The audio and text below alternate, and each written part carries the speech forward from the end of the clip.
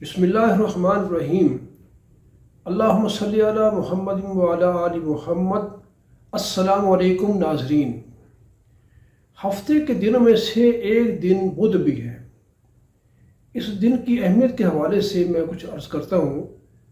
Number ایک تو یہ ہے کہ یہ مصیبتوں سے نجات کا دن ہے، یہ بیماریوں سے شفا یابی کا دن ہے، اور اس دن جو دعا کی جائے خاص طور پر ظہر کی نماز کے بعد، تو یہ لمحہ بھی دعا کی قبولیت کا لمحہ ہے۔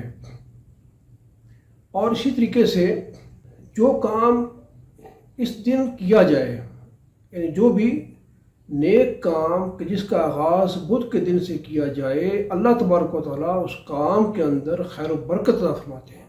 اور اس دن کا جو وظیفہ بزرگان دین سے منقول ہے وہ یہ ہے کہ نماز فجر کے بعد 313 مرتبہ آپ نے یہ پڑھنا ہے، یا اللہ یا نور ہو۔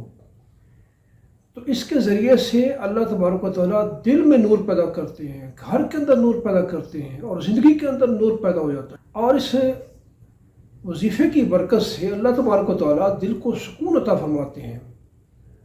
گھر کے اندر اور کاروبار کے اندر جو مشکلات ہیں اللہ تعالیٰ ان کو دور فرماتے ہیں، اور اپنی مدد اس بندے کو پہنچاتے ہیں کہ جو بندہ یہ وظیفہ کرتا ہے۔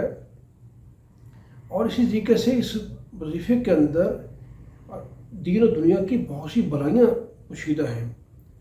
تو یہ وظیفہ کرنے کے بعد آپ جو بھی آپ کی حاجت ہے، ضرورت ہے، اس کو مد نظر رکھتے ہوئے جب اس کو وظیفہ کریں گے، اور وظیفہ مکمل ہونے کے بعد جب اللہ تعالیٰ سے دعا بھی کریں گے، تو اللہ تبارک و تعالیٰ آپ کی جو بھی حاجت ہے، ضرورت ہے، اس کو پورا فرمائیں گے۔